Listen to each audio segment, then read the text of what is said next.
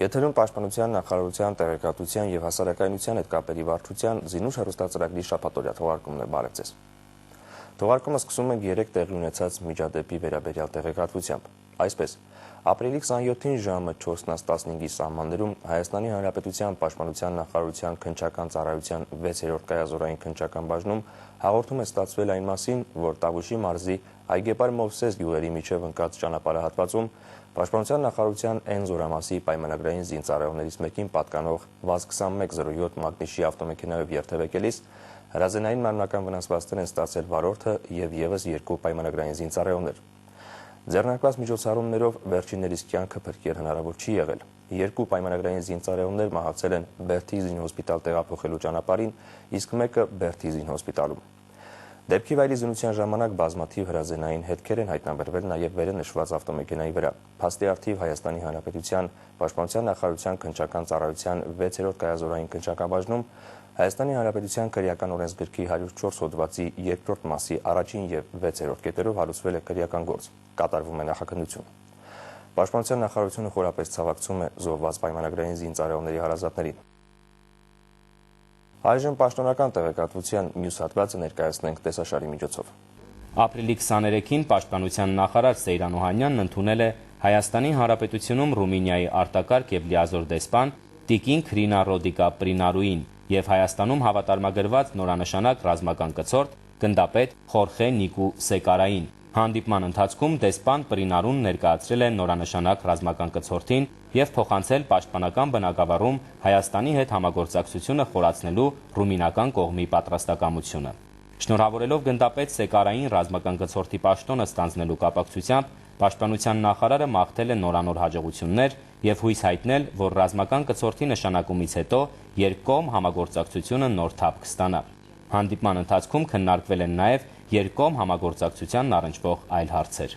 Ապրիլի 24-ից 26-ը աշխատանքային այցով Հայաստանում էր գտնվում Ռումինիայի գլխավոր զինվորական դատախազ Նիկոլայե Լուպուլեսկուի գլխավորած պատվիրակությունը։ Այցի ընթացքում պատվիրակությունը հանդիպումներ է ունեցել Հայաստանի Հանրապետության Պաշտպանության նախարարի տեղակալ Արա Նազարյանի, Հայաստանի Հանրապետության զինվորական դատախազ Գևորգ Կոստանյանի, Պաշտպանության նախարարության քննչական ծառայության պետ գեներալ-մայոր Արմեն Հարությունյանի հետ։ Հանդիպումների ընթացքում կարծիքներ են փոխանակվել երկու երկրներում գործող ռազմական արդարադատության համակարգերի շուրջ։ Պայմանավորվածություններ են ձեռք բերվել փորձի փոխանակման հետագա համագործակցության վերաբերյալ։ Քննարկվել են նաև փոխադարձ հետաքրքրություն ներկայացնող այլ հարցեր։ Ապրիլի 23-ից 24-ն էլ Հայաստանի Հանրապետության զինված ուժերի գլխավոր շտաբի պետ գեներալ գնդապետ Յուրի Խաչատուրովը մասնակցել է Գերմանիայի Գարմիշ-Պարտենկիրխեն քաղաքում կայացած Արևելյան Եվրոպայի եւ Հարավային Կովկասի պետությունների զինված ուժերի գլխավոր շտաբերի պետերի ամենամյա նիստին, որն անցկացվել է Ամերիկայի Միացյալ Նահանգների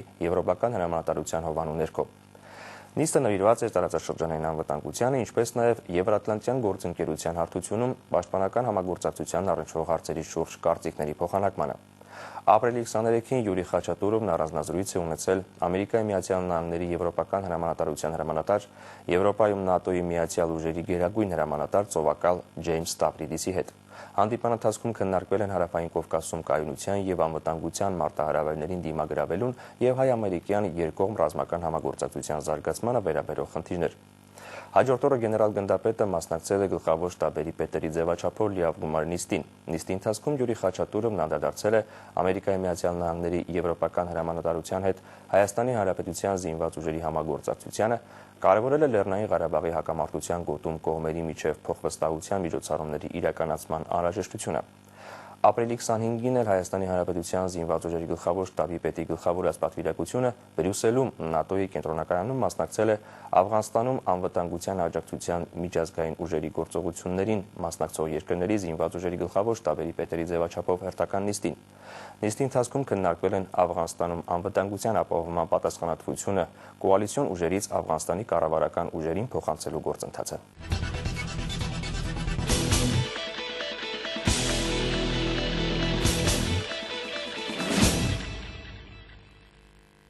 Ապրիլի 26-ին Հայաստանի Հանրապետությունում հավատարմագրված օտարերկրյա ռազմական կցորդները 2012 թվականի աշխատանքային պլանի համաձայն այցելել են Հայաստանի Հանրապետության Պաշտպանության նախարարության ռազմաարդյունաբերական ձեռնարկություններ։ Այցի մանրամասները ներկայացվող տեսանյութում։ Պաշտպանության նախարարության ռազմաարդյունաբերական ձեռնարկություններ կատարած այցին մասնակցում էին Հայաստանում հավատարմագրված Իրանի Իսլամական Հանրապետության, Չինաստանի, Վրաստանի, Չեխիայի, Հունաստանի, Ռուսաստանի ռազմական կցորդները, ինչպես նաև Մեծ Բրիտանիայի դեսպանատան ներկայացուցիչը։ Այցի սկզբում Պաշտպանության նախարարության ռազմաարդյունաբերական վարչության պետ Մուրադ Իսախանյանը ներկայացրեց Պաշտպանության նախարարության ռազմաարդյունաբերական վարչության գործառույթները, կառուցվածքը, պատմությունը, համագործակցության առանձնահատկությունները, Հայաստանում գործող ռազմաարդյունաբերական հաստատությունները եւ արտադրվող ռազմաարդյունաբերական արտադրանքի տեսականին։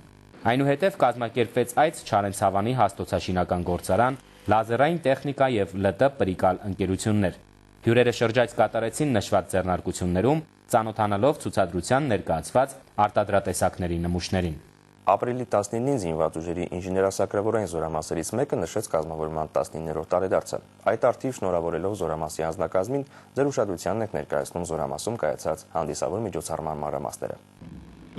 Մարտական դրոշը, որը հանձնվել է առանձին ինժեներասակրավորային զորամասին, անցած մարտական ուղու հետպատերազմյան շրջանի ձեռքբերումների խորհրդանիշն է։ Զորամասն այդ ուղին անցել է պատերազմական ականապատված տարածքներով, ռազմաճակատի տարբեր հատվածներով։ Մարտական գործողությունների տարիներին ձեռք բերած փորձը, մարտավարամասնագիտական կարողությունները անձնակազմը ներդրել է հանրապետության սահմանամերձ գոտիներում, որտեղ անձնուրաց աշխատանքների շնորհիվ վնասազերծվել են տասնյակ հազարավորականներ, ինչի շնորհիվ առաջնագծին հարող խոհատարածքները վերադարձվել են խաղաղ բնակչությանը։ Իրենց ելույթներում զորամասի հրամանատար գնդապետ Հարությունյանը, ինժեներական զորքերի պետ վարչության պետ գնդապետ Աբրահամյանը, գեներալ-մայոր Ադոյանը կրկին անդրադարձան զորատեսակի կայացման առանցքային փուլերին, արժանին մատուցելով բոլոր այն սպաներին, կրտսեր հրամանատարներին, շարքայիններին, որոնց ամենօրյա ջանքերի քրտնաջան աշխատանքի շնորհիվ երթևեկելի են դարձել բարձր լեռնային շրջանների դժվար անցանելի ճանապարհները, վերանորոգվել տասնյակ կամուրջներ, ապահովվել է մարտական հերթապահություն իրականացնող զինծառայողների անվտանգությունը։ Բոլոր այս դժվարին աշխատանքները լիարժեքորեն եւ ամբողջական ծավալով կատարելու համար հարկ է շարունակ բարձրացնել անձնակազմի մարտունակությունը, խորացնել եւ կատարելագործել տեսական գիտելիքների եւ գործնական հմտությունների պաշարը։ Այս ամենը ձեռք է բերվում ճամբարային հավաքների, դաշտային ելքերի ժամանակ, զորավարժություններին նախորդող լայնածավալ աշխատանքների ընթացքում։ Շուտով զորամասի ուսումնական գումարտակի անձնակազմը հանգամսյա դասընթացներից հետո ավարտական քննություններ կհանձնի, համապատասխան որակավորում ստանալով կուրսանտները կհամալրեն ինժեներասակրավորային ստորաբաժանումները, շարունակելով ավագ սերնդի սակրավոր ճանապարհաշինարարների գործը։ Զորամասի 19-ամյակի օրը պատվոգրեր եւ շնորհակալագրեր հանձնվեցին բարեխիղճ ծառայությամբ կարգապահ վարքով առավել աչքի ընկած զինծառայողներին։ Այս պարգևները ազգային բանակի կարևորագույն օղակներից մեկի բոլոր ստորաբաժանումների անխոնջ աշխատանքի արժանի գնահատականն է։ Զորատեսակի մարտիկները միշտ շարքում են, միշտ առաջին գծում, կատարելով բոլոր մարտական առաջադրանքները, իրականացնելով վտանգավոր, սակայն մեր ժողովրդի համար կարևոր առաքելություն, այն է հայրենիքի անվտանգության ապահովում։ Անտարակուսելի է, որ հրամանատարական կազմի գիտելիքների ամրապնդումն ու կատարելագործումը զինված ուժերի համար կարևոր նշանակություն ունեն։ Ահա այս նպատակին էին միտված ապրիլի 23-ից 27-ը զինված ուժերի զորամասերից մեկի հենքի վրա անցկացված գումարտակների եւ դիվիզիոնների հրամանատարների հրամանատարական հավաքները։ Ողջունելով հավաքի մասնակիցներին զինված ուժերի գլխավոր շտաբի մարտական պատրաստության վարչության պետ գեներալ-մայոր Իշխան Մաթևոսյանը նշեց, որ գումարտակի եւ դիվիզիոնների հրամանատարներն այն սյուներն են, որոնց վրա հենվում է ազգային բանակը։ Վարչության պետը հորդորեց հավաքի ընթացքում ցուցաբերել օրինակելի կարգապահություն, լրջորեն նախապատրաստվել առաջիկա պարապմունքներին եւ դրանց շրջանակում անցկացվելիք ստուգարքներին ու քննություններին։ Հավաքի ընթացքում մասնակիցներն ունկնդրեցին դասախոսություններ, որոնք հիմնականում վերաբերում էին զինվորական կարգապահությանն ու դրա զարգացման ու կատարելագործման ուղիներին, զինված ուժերում հայ առաքելական եկեղեցու դերին, ազգային բանակում ընթացող օրենսդրական ոլորտի եւ ռազմակրթական համակարգի բարեփոխումներին։ Իդեպ հավաքների ընթացքում դասախոսություններով հանդես եկան Պաշտպանության նախարարի տեղակալները, զինված ուժերի գլխավոր շտաբի վարչությունների պետերն ու բաժինների պետերը։ Նշենք, որ հավաքի մասնակիցներն այդ դասախոսությունների միջոցով մեկ անգամ եւս ուսումնասիրեցին Պաշտպանության նախարարի անցած հաշվետու ուսումնական տարվա պատրաստության արդյունքների ամփոփման եւ ընթացիկ ուսումնական տարվա պատրաստության խնդիրները հաստատելու մասին հրամանի պահանջները, ծանոթացան սպայական կազմի պլանային փոխարինման կազմակերպման եւ իրականացման կարգին։ Հավաքի շրջանակում գումարտակների եւ դիվիզիոնների հրամանատարները ներկա գտնվեցին 4-րդ բանակային զորամիավորման զորավարժաններից մեկում կազմակերպված ցուցադրական զորավարժությանը։ Հավաքի մասնակիցներին ներկայացվեցին վաշտային մարտավարական զորավարժությունների նախապատրաստման, կազմակերպման եւ անցկացման կարգն ու հաջորդականությունը։ Զորավարժության ավարտին մարտական պատրաստության վարչության կողմից ստուգվեց գումարտակի հրամանատարների ղեկավար փաստաթղթերի իմացությունը։ Միաժամանակ կարևորվեց նաև գումարտակների եւ դիվիզիոնների հրամանատարների ֆիզիկական պատրաստության ստուգումը։ Ըստ այդմ հրամանատարները քննություններ հանձնեցին նաև զենքով եւ առանց զենքի շարային վարժաձևերի կատարում եւ ֆիզիկական պատրաստություն առարկաներից։ Հավաքի ծրագրի համաձայն գումարտակների եւ դիվիզիոնների հրամանատարները ապրիլի 26-ին էլ եղան Մարշալ Բաղրամյանի անվան զորավարժանում, որտեղ դրսևորեցին հրաձգության իրենց ունակությունները։ Իդեպ նախքան մարտական հրաձգությանն անցնելը գեներալ-մայոր Իշխան Մաթևոսյանը շեշտեց, որ ծառայողական խնդիրների կատարման գործում թերացող, ինչպես նաև մարտական պատրաստության կանոններին չտիրապետող սպաներն անելիք չունեն զինված ուժերում։ Այս հավաքներն էլ կարևորվում են հենց դրանով, որ օբյեկտիվորեն բացահայտում են սպաների հնարավորություններն ու կարողությունները, Երևան հանելով ծառայողական պարտականությունների կատարման գործում թերացող սպաներին եւ լուծման կարիք ունեցող խնդիրները։ Պատահական չէ, որ մենք ուշադրությունը կենտրոնացնում ենք այս օղակի վրա, քանի որ նա հանդիսանում է հիմնական համազորային մարտավարական ստորաբաժանումը։ Մենք իհարկե ենթադրում ենք, որ հավանական պատերազմի դեպքում մարտը վարելու են հենց գումարտակները եւ դիվիզիոնները։ Եվ այն ուշադրությունը, որ մենք հատկացնում ենք այս օղակի հրամանատարական սպայական կազմի վրա, անչափ կարևոր է։ Ապրիլի 27-ին հավաքի մասնակիցներին հանդիպեց Պաշտպանության նախարար Սեյրան Օհանյանը։ Անդրադառնալով հրամանատարական պատրաստությանը եւ կարևորելով հրամանատարների կազմակերպչական ունակությունները, նախարարը շեշտեց, որ շատ կազմակերպչական հարցեր առավել դյուրին են լուծումներ գտնում, եթե ժամանակին ուշադրություն ես դարձնում դրանց նախապատրաստմանն ու աշխատանքների պլանավորմանը։ Սեյրան Օհանյանը կարևորեց նաև ինքնակրթության դերը, ընդգծելով, որ այն պետք է գումարտակներում զուգակցվի ներխմբային պարապմունքներով։ Պաշտպանության նախարարի հետ հանդիպմանը հաջորդեց հավաքի արդյունքների ամփոփումը։ Բարձր գնահատելով անցկացված միջոցառումները, գլխավոր շտաբի պետի տեղակալ գեներալ-լեյտենանտ Հայկազ Բաղմանյանն ու մարտական պատրաստության վարչության պետ գեներալ-մայոր Իշխան Մաթևոսյանը նշեցին, որ հրամանատարական հավաքները ծառայեցին իրենց նպատակին, այն է բարձել գումարտակների եւ դիվիզիոնների հրամանատարների մարտավարամասնագիտական պատրաստության աստիճանը, վերհանել ընթացիկ ուսումնական տարվա ընթացքում շտկման կարիք ունեցող խնդիրներն ու բացթողումները։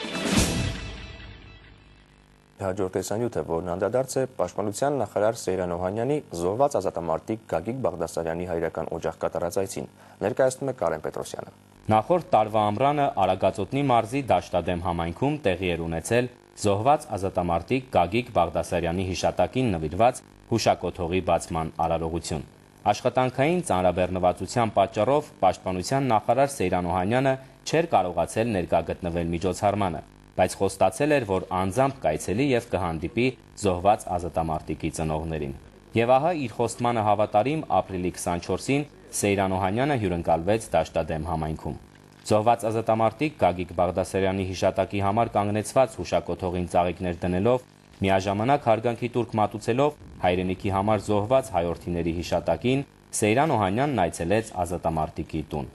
Գագիկի ծնողների հոգիներում բնականաբար որդու կորստյան ցավն է, բայց նրանց արտաբերած խոսքերում հպարտություն կա իրենց որդու եւ մյուս հայրենիների հերոսական սխրանքի համար։ Կորցրել եմ տղայիս, բայց երբ կողքից տեսնում եմ ձեզ նման մարդիկ,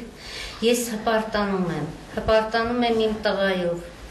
հպարտանում եմ ձեզանով, դուք եք զինվոր, քայլող լեգենդներ։ Հանդիպումը կարելի է անվանել ոգեկոչման արարողություն, հիշել մեր հերոսներին եւ հպարտանալ նրանցով, ովքեր իրենց կյանքն են զոհաբերել հաղթանակի եւ մեր այսօրվա խաղաղության համար։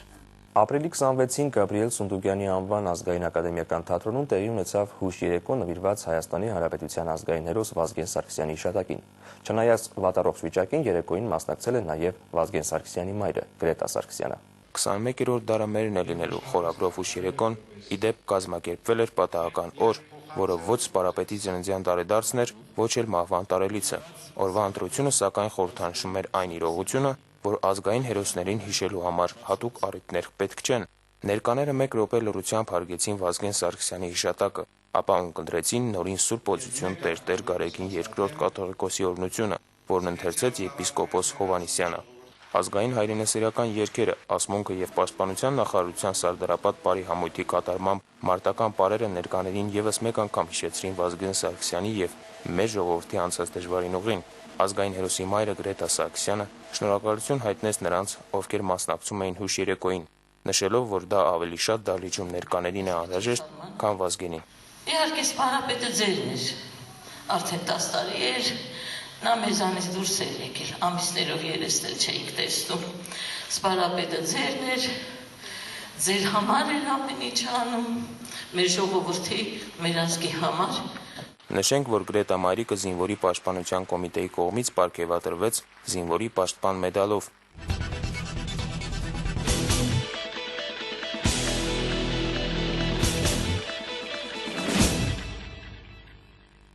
Շարունակում ենք թողարկումը։ Այժմ անդրադառնանք առաջիկայում մեկնարկելի գարնանային զորակոչի թեմային։ Այսպես, այս տարվա գարնանային զորակոչը կմեկնարկի մայիսի 2-րդ կեսից, ինչի արդյունքում 12-րդ դասարան ավարտած ու զորակոչային տարիքի հասած տղաներին բարձրագույն ուսումնական հաստատությունների ընդունելության քննությունների մասնակցելու հնարավորություն կտրվի։ Սակայն մինչ այդ տարածքային զինկոմիսարիատներն իրականացնում են համապատասխան գործընթացներ։ Անդրադարձ Գյումրիի տարածքային զինկոմիսարիատում ընթացող նախապատրաստական վերջին աշխատանքներին։ Հայաստանի զինկոմիսարիատներում ավարտին է մոտենում 2012 թվականի գարնանային զորակոչի նախապատրաստական աշխատանքները։ Գյումրիում դրանք մեկնարկել էին դեռևս փետրվարին ու մոտենում են ավարտին։ Շարային ծառայության համար պիտանի ճանաչված զինակոչիկները ներկայանում են զինկոմիսարիատ ժամկետային զինծառայության մեկնելու ծանուցագրերը ստանալու նպատակով։ Ի տարբերություն նախորդ տարիների 2012 թվականի գարնանային զորակոչը համեմատաբար ուշ կիրականացվի մայիսի 22-ից մինչև հուլիսի 30-ը։ Բանն այն է, որ այս տարի հանրապետության ավագ դպրոցներն ու հանրակրթական հաստատությունները կունենան 18 տարին լրացած առաջին շրջանավարտները։ Նրանց հնարավորություն կտրվի մասնակցելու բուերի ընդունելության քննություններին։ Տարկետման իրավունքից չօգտվող եւ բուչ ընդունված տղաները կզորակոչվեն ժամկետային զինծառայության։ Տարբերություն չի լինի զինակոչիկների առողջությունն ստուգող հանձնաժողովի աշխատանքներում։ Անշուշտ այս գործընթացն հնարավորություն կտա հետևելու նախազորակոչային տարիքի տղաների առողջությանը։ 1, 2 կամ 3 տարի առաջ հաշվառված երեխան, որը դպրոցից հաշվառվել է եւ ունեցել է, ասենք, խնդիր կապված առողջականի հետ, այս 2 կամ 3 տարիների ընթացքում մեր կողմից անվճար ուղեգրով ուղարկվել է հիվանդանոց եւ վերցվել է հսկողության տակ եւ այդ երեխաները պարտադիր կարգով անցկացվել է իրենց բուժումը կազմակերպել եւ արդյունքում այսօր մենք ունենք երեխաներ, ովքեր կարող էր գծագրման ժամանակ ունենալ հիվանդություն, այսօր առողջացել է։ Ուրախալի է, որ դեռահասների առողջությանն հետևելը կազմակերպվում է պետական մակարդակով, ինչն արդեն իր դրական արդյունքներն է տվել։ Դեռատիների զանազան հիվանդությունների թվային ցուցանիշը նվազման է գնում, քանի որ հիվանդությունների տարածումն ու զարգացումը կանխվում է դրանց նախնական շրջանում ստացիոնար մասնագիտական հետազոտությունների իրականացմամբ։ Զինկոմիսարիատի աշխատակիցներն ուրախությամբ են նշում ծառայության անհրաժեշտության մասին գիտակցության զարգացումը։ Նույնիսկ կա երկքաղաքացիներ, ասենք Ռուսաստանի Դաշնության եւ Հայաստանի Հանրապետության քաղաքացի, չնայած նա օրենքով ենթակա էր Հայաստանի Հանրապետությունում զորակոչվել եւ ծառայելու, բայց վերադառնում են այսօր ծառայության, անցնում են ծառայություն, նորից հետ են գնում Ռուսաստանի Դաշնություն կամ մեկ այլ երկիր։ Տարեստարի նվազում է ծառայությունից խուսափողների թիվը։ Քիչ չեն նաեւ Հայաստան վերադարձող զորակոչային տարիքից դուրս եկածների թիվը։ Օրենքով սահմանված կարգով համապատասխան վճարումներ իրականացնելու պարագայում նրանք ազատվում են քրեական հետապնդումից։ Ահա այսպես նախապատրաստական աշխատանքները վերջնական փուլում են, իսկ մայիսի վերջին 10-օրյակից կսկսվի զորակոչը։ Արդեն 97 տարի է, ինչ մենք ապրիլի 24-ին նշում ենք Հայոց ցեղասպանության զոհերի հիշատակի օրը։ Մեկտեղվում ենք մեզ համար ուխտատեղի դարձած Ծիծեռնակաբերդի հուշահամալիրում հարգանքի տուրք մատուցելու անմեղ զոհերի հիշատակին, միաժամանակ մեր արդար պահանջը ներկայացնելով համայն մարդկությանը։ Պահանջ ճանաչելու եւ դատապարտելու 1915 թվականին Թուրքիայի կառավարության կողմից իրագործված հայոց ցեղասպանությունը։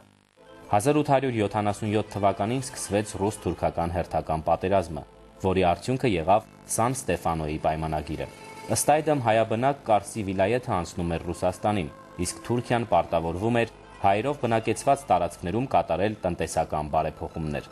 Սա հայերի համար հիանալի տարբերակ էր, սակայն արևմտաեվրոպական պետությունները մտահոգվելով Ռուսաստանի հաջողություններից հակամարտող կողմերին հրավիրեցին նոր բանակցությունների, արդեն Բեռլինում։ Այնտեղ Հայաստանի բարեփոխումների ծրագրի իրականացումը հանձնարարվեց բացառապես Թուրքիային։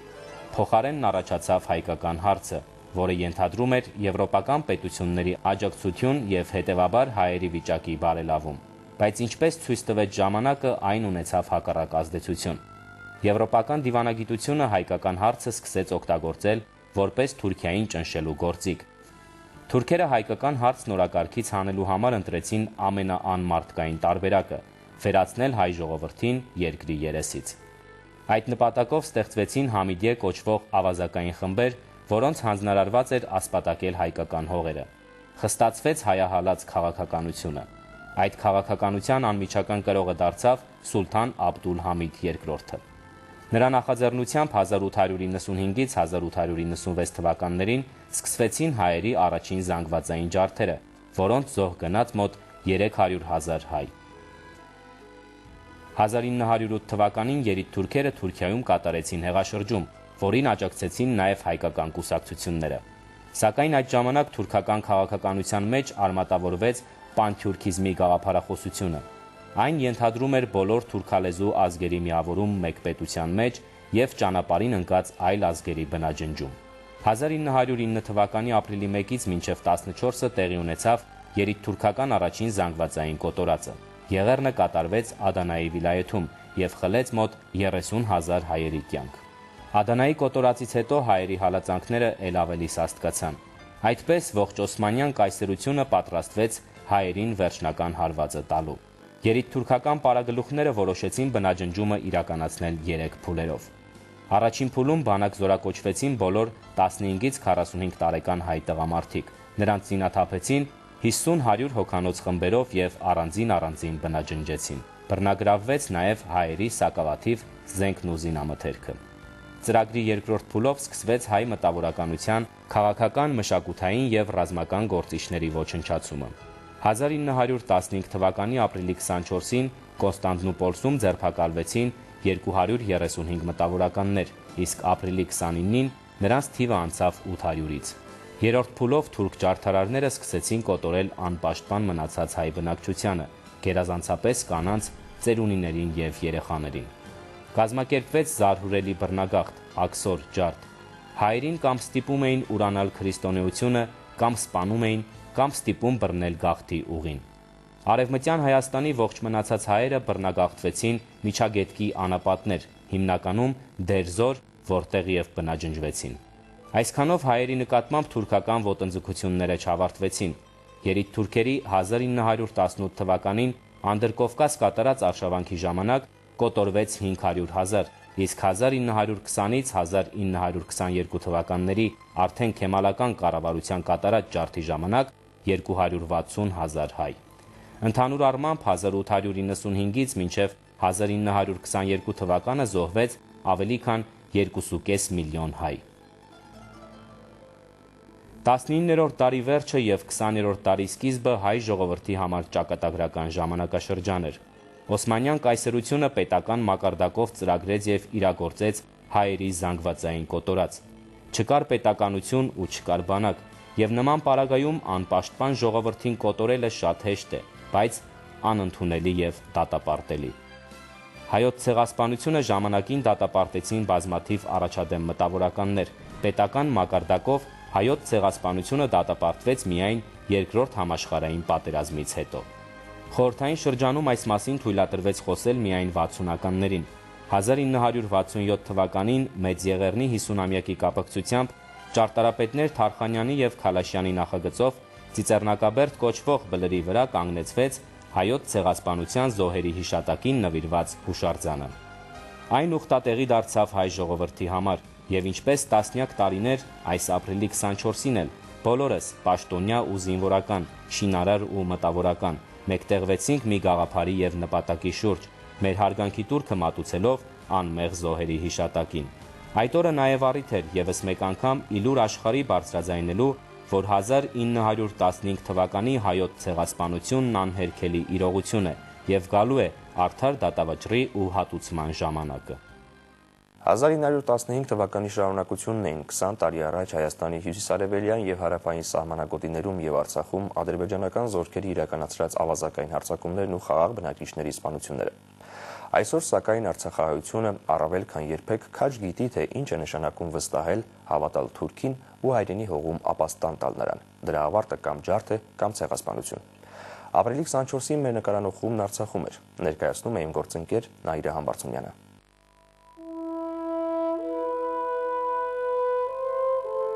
Պատուհանագոքերին վառվող մոմեր էին դրված, ու շենքերն ասես ոգի էին առել։ Մթության մեջ ջահերից օդի մեջ ճայթող կրակի շիթեր էին բարձրանում, որոնք միահյուսվում էին ճանաչում եւ ոչ Թուրքիայի նախապայմաններին հնչող վանկարկումներին։ Ապրիլի 23-ի գիշերն այսպիսի պատկեր էր Ստեփանակերտում։ Մարդիկ քայլում էին դեպի քաղաքի հայոց մեծ Եղեռնի զոհերի հիշատակին նվիրված հուշահամալիր։ Երթին մասնակից երիտասարդներից շատերն Արցախյան պատերազմի հետևանքով մնացին առանց ծնողների, շատերն առանց ամուսին, շատերը զրկվեցին երեխաներից, տուն ու տեղից։ Արցախահայության համար վերքերը դեռ չեն սպիացել։ Այստեղ դեռ հիշում են, թե ինչ կատարվեց Մարաղայում, Բաքվում, Սումգայիթում։ Եվ պատահական չէ, որ մարդիկ մեծից փոքր ուղակի ճանաչում են վանկարկում։ Սրանք սոսկ բառեր չեն, այլ կենթանի պահանջ, ոգու այնպիսի պահանջ, որ գաղափար դարձավ,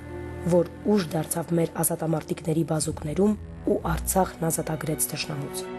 Ռազմի երգերը Գյուլիստանցի Շահենի, Մովսես Գորգիսյանի, Մոնթեի ու մյուսների մասին զրույցները շարունակվեցին մինչև առավոտ։ Ապրիլի 24-ի առավոտյան էլ Զորամասում իմացանք, որ նախորդ գիշեր հակառակորդի կողմից բազմաթիվ կրակոցներ են գրանցվել։ Դիրքեր պիտի բարձրանայինք, ճանապարհ ընկանք։ Մեքենան անցնում էր նախկինում ադրբեջանաբնակ բնակավայրերով, որտեղից մահաբեր կրակ էր թափվում հայ խաղաղ բնակչության վրա։ Եվ ակամա հիշում ենք, որ մեկ դար առաջ Արևմտյան Հայաստանում թուրքը հրկիզեց ու ավերեց հայկական բնակավայրերը, բնաջնջեց բնիկ հայությանը։ Մեզ հետ կողք կողքի ապրած մարդիկ հանկարծ որոշել էին տեր դառնալ մեր երկրին, ու Յաթաղանն իր գործն արեց։ Նույնը փորձեցին կրկնել 20-րդ դարավերջին, բայց չստացվեց, որովհետև լցվել էր համբերության բաժակը, որովհետև հայ շինականը զենք առավ, կամավորական ջոկատներ կազմավորեց, զինվոր դարձավ, բանակ ստեղծեց։ Այսօր սակայն հարևան Ադրբեջանը արդեն մեր բասկից խոցված կարող է միայն կրակ բացել սահմանի հակառակ կողմից, որովհետև հայոց երկրի սահմանը հայ զինվորն է պահում, որովհետև Արցախ աշխարհը Մոնթեի, Շահենի, Պետոյի, Թաթուլի, Կարոյի գաղափարակիրներն ու հետնորդներն են պաշտպանում։ Քանի որ մենք այստեղ կանգնած են, թող մեր հարազատները, մեր մայրերը, քույրերը եւ մեր սիրելի աղջիկները վստահ լինեն, որ մեր ազգը երբեք չի տեսնի հայոց Սումգայիթ, հայոց կոտորած եւ ավելի վստահ լինեն, որ երբեք թշնամին չի կարող ներթափանցել մեր երկիր։ Ես ծառայում եմ Հայաստանի Հանրապետության սահմաններում եւ շատ հպարտ եմ, որ ծառայում եմ եւ պահում եմ անառիկ մեր սահմանները հակառակորդից։ Հակառակորդը ցանկացած բայով ոտնձգություններ է փորձում անել մեր սահմաններին, բայց մենք պատրաստ ենք ցանկացած ոտնձգություններ հակառակորդին դիմակայելու եւ նրան հետ շպրտելու մեր սահմաններից։ Սիրելի մայրիկ, ես շատ հպարտ եմ, որ ծառայում եմ Հայաստանի Հանրապետությանը։ Ես շուտով ավարտում եմ ծառայությունը, բայց միևնույնն է, միշտ պատրաստ եմ պաշտպանել հայրենիքս։ Սիրելի մայրիկ, շնորհակալ եմ, որ ինձ դաստիարակել եք ինչպես հայրենիքի պաշտպան։ Ուրա, ուրա, ուրա, ուրա, հեյ, քաշնժդեյ, սուրը շողշողա։